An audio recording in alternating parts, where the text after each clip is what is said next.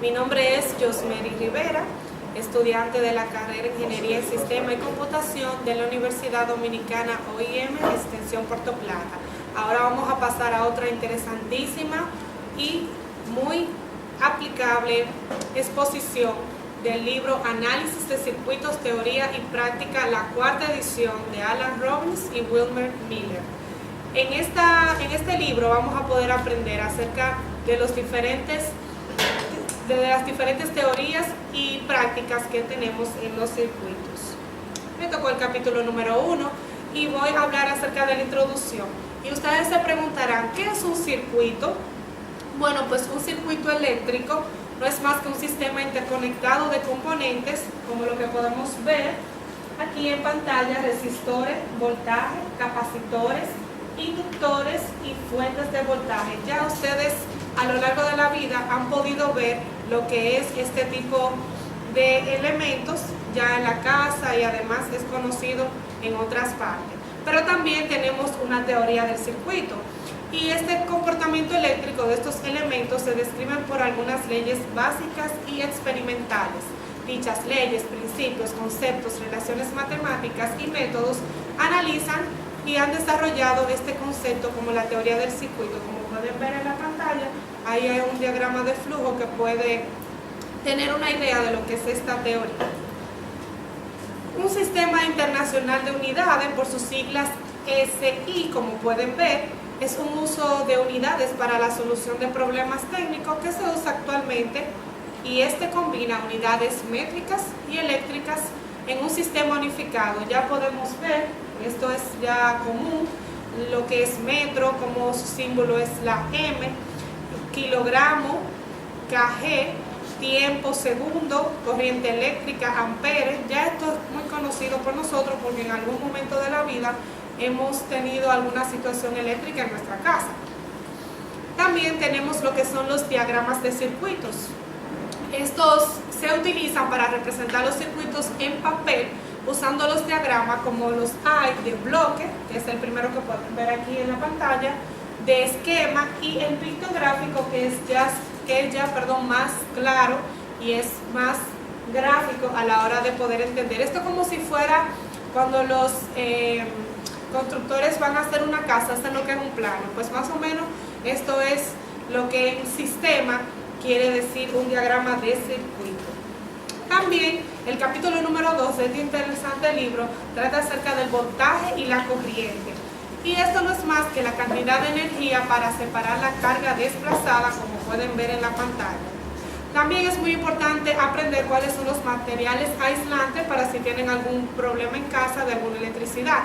Aquí podemos ver madera, vidrio, corcho y cerámica. Es muy importante tener cuidado a la hora de tratar con electricidad porque es muy peligrosa.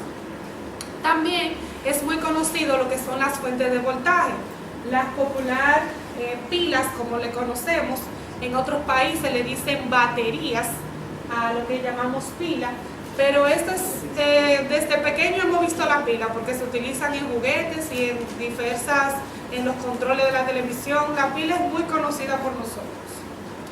También ustedes se preguntarán, ¿cómo se mide la corriente? ¿Cómo un electricista sabe la cantidad de corriente que hay en un sitio X? Bueno, pues para eso se han inventado lo que es el voltímetro, que es el aparatito rojo, y el amperímetro. Pues estos aparatos, que son bien cómodos para usar en la mano, son para medir la corriente. Hasta aquí mi exposición. Muchas gracias. Muy buenos días, mi nombre es Oscar Manuel Méndez Pereira. Yo soy estudiante de la carrera de Ingeniería en Sistemas de la Información de la Universidad OIM, recinto Puerto Plata, y les estaré hablando de los capacitores y las capacitancias. Los capacitores y capacitancias, bueno, hablamos de la capacitancia primero. Es la capacidad que tiene un dispositivo para almacenar carga eléctrica, o sea, un conductor. Los capacitores son también dispositivos donde almacenan carga eléctrica, pero aquí, como podemos ver en la imagen, tenemos diferentes tipos de capacitores. Podemos ver que un capacitor almacena carga positiva y negativa. O sea, dos diferentes cargas, aparte de una, donde la carga positiva y negativa se repelan, pero este es capaz de almacenar esa carga. Michael Faraday. Este fue un físico químico británico que estudió la electroquímica y el electromagnetismo. Nació el 22 de septiembre de 1791. Murió el 2 de agosto de 1867. Michael Faraday nació en el seno de una familia muy humilde, donde tuvo que trabajar a muy temprana edad. Ya a muy temprana edad estaba trabajando lo que era repartiendo periódicos. Ya a los 14 años comenzó a trabajar en una librería. Ya en esta librería comenzó a leer artículos sobre la física y la química. Ya ahí comenzó su interés en inventar sobre el magnetismo y la química. Ya ahí él comenzó a escuchar las charlas de Memphis Davis. Ya cuando él tuvo un tiempo escuchando esas charlas, vio que su ayudante dejó el trabajo y él se lo ofreció a Memphis para trabajar con él. Y Memphis también le vio a Michael el interés en aprender más.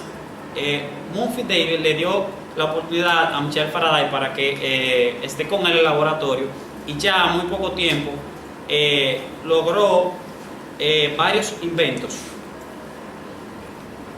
Aquí podemos ver un capacitor en la pantalla, muchos ya lo han visto.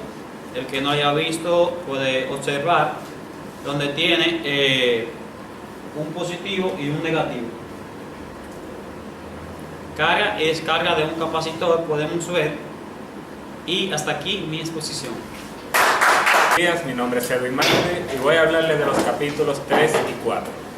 Empecemos con lo que es la resistencia. Es un proceso similar a la fricción, donde los electrones en movimiento ceden parte de su energía en forma de calor. Estas colisiones representan una oposición al movimiento de la carga llamada resistencia. La resistencia no la podemos ver solamente en electricidad per se, sino que es un concepto amplio que podemos ver en cada uno de los ámbitos de nuestra vida. George Simon Ohm fue la persona que descubrió que la corriente dependía tanto del voltaje como de la resistencia. Para una resistencia fija, encontró que al duplicar el voltaje, la corriente se duplicaba. Triplicando el voltaje, la corriente se triplicaba, y así sucesivamente. Gracias a este científico podemos hoy apreciar una de las famosas leyes que es la ley de Ohm.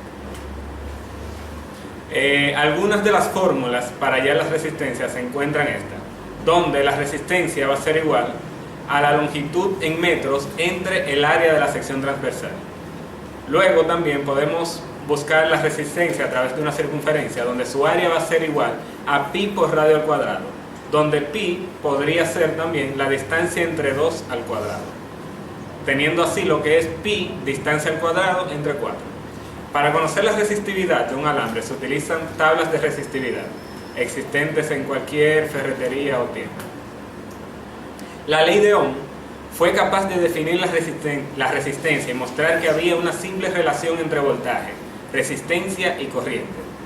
Este resultado es quizás la relación más importante y fundamental en la teoría de los circuitos. Gracias a la ley de Ohm podemos entender que en la medida que se tenga un tipo de conductor, mayor cantidad de energía va a pasar o menor cantidad dependiendo de la resistencia que ésta puede tener. Este concepto viene aplicado a lo que es la resistividad. Muchas veces en las ferreterías podemos encontrar que tenemos diferentes tipos de alambre con un número debajo, 5, 10, 15, 20. Este lo que indica es el nivel de resistividad de cada uno de los alambres, donde mientras menor sea el número, mayor resistencia va a tener, y mientras mayor sea el número, menor resistencia va a tener. Entre mayor sea el voltaje aplicado, mayor será la corriente, y entre más grande sea la resistencia, menor será la misma. Tenemos la fórmula de la ley de Ohm, donde implica que la corriente en amperes es igual al voltaje en volts entre la resistencia en ohmios. Otras formas para poder verla serían donde voltaje es igual a corriente por resistencia o la resistencia es igual a voltaje entre corriente. En la actualidad existen muchísimas herramientas que nos permiten hacer estos cálculos de manera práctica, tales como son el voltímetro electrónico. Muchas gracias. Es Mario Sánchez y le estaré hablando acerca del tema 2 del capítulo 5 de circuitos en serie y capítulo 6 circuitos en paralelo.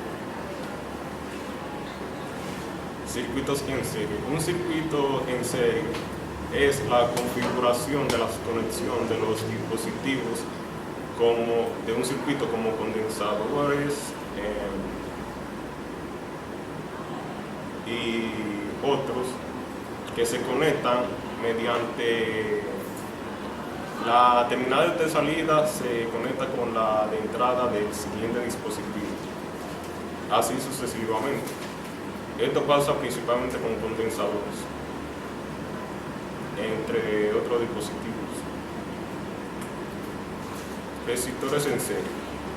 Los resistores en serie se utilizan para incrementar lo que es el ohmio entre ellos. Por ejemplo, dos resistores, uno de 100 ohmios y otro de 300 ohmios, eso va a dar igual a 400 ohmios, porque entre la cantidad de resistores puestos en serie va a ser igual a la cantidad de uno solo. Las fuentes de voltajes en serie. Las fuentes de voltajes en series lo podemos ver como, por ejemplo, en controles de televisiones, entre otros tipos de controles, donde se utilizan dos baterías tipo AA o AAA que se colocan en forma de serie para poder alimentar el control remoto. También lo podemos ver en otro caso como en inversores, que se utilizan baterías de 6 voltios y estas se conectan positivo con la siguiente negativa de la otra. Por ejemplo, una batería de 2 voltios, una de 3, una de 6 y una de 4, lo que hace es que suman el voltaje de ella para así incrementar el voltaje. Por ejemplo, una batería de 2 voltios, una de 3, una de 6 y una de 4, lo que hace es un total de 15 voltios.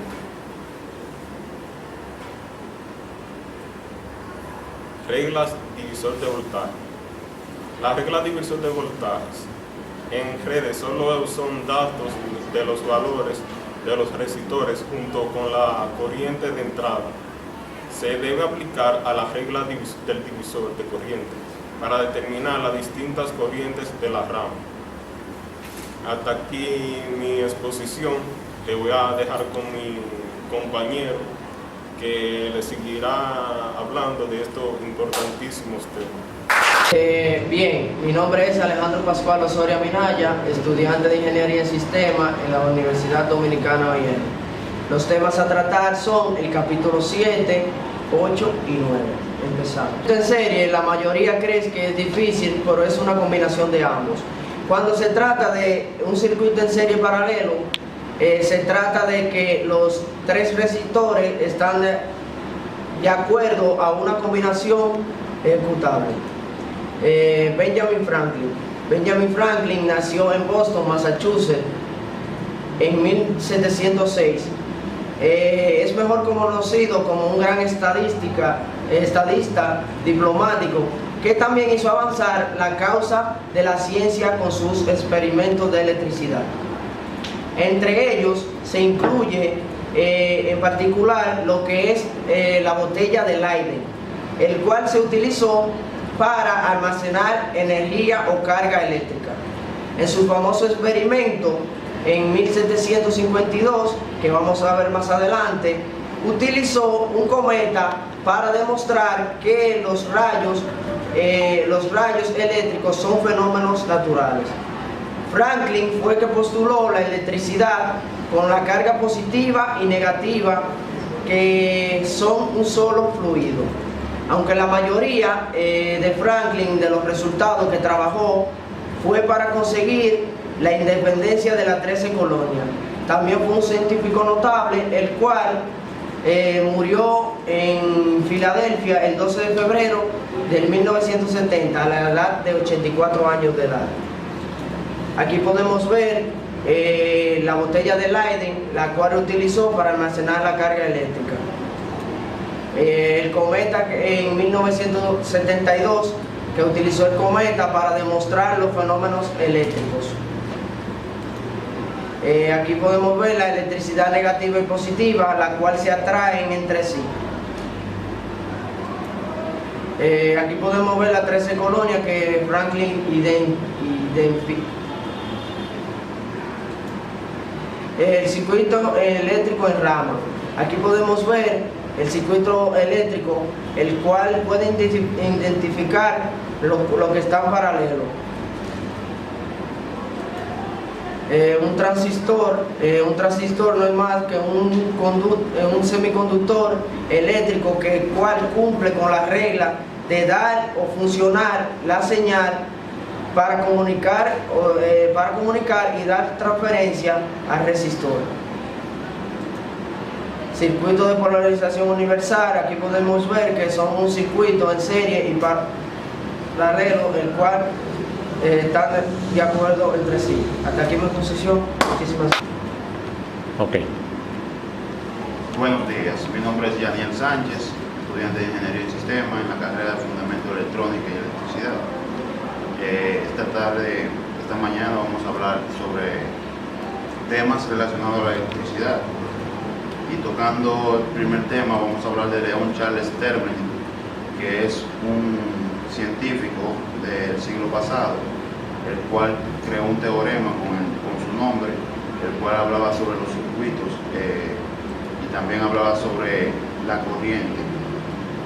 También otro científico, Norton, creó un teorema, el cual trataba de un circuito real y un circuito equivalente, cuales tenían corriente, un sinnúmero de corriente que iba relacionado con el amperaje, la resistencia, para trabajar la corriente equivalente, que no es más que un sinnúmero de corrientes, las cuales van en un conductor para dar una corriente fija. O sea, fija, cuando hablo de fija, hablo de una corriente con la misma intensidad.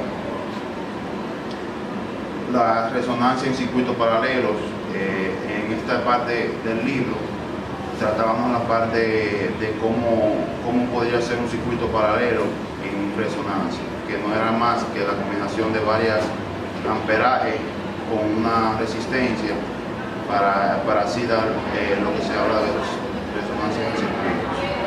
También se trata la curva de la selectividad, que no es más que la tasa de tensión que tiene una corriente por el mediado de los tiempos. Para esto podemos obtener cada corriente y ver cómo a medida que van pasando el tiempo la intensidad va subiendo.